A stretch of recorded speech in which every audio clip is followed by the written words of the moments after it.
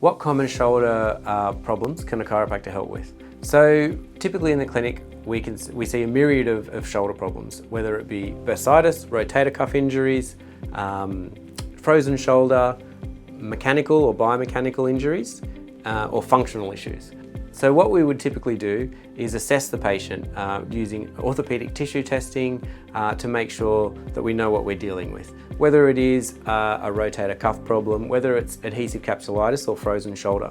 Once we've established what it is, we would use the techniques that work for those types of injuries. So we might use a combination of shockwave therapy, cold laser therapy, dry needling. We would give the patient some rehabilitation exercises. We would use some manual mobilization techniques. We would adjust around the thoracic spine to restore function there, around the cervical spine to restore function there.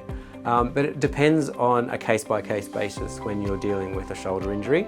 Also, the reason why that shoulder injury occurred, whether it was arthritic or osteoarthritic, whether it be from trauma, whether it be from a chronic problem or injury, or even an overuse injury.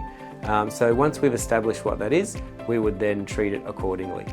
Treatment time for each different problem with the shoulder will depend again on the patient, how long the patient's had it, and how they respond to treatment. But again, typically we would look at probably 6 to 8 week first initial part of treatment to help restore the function to that shoulder.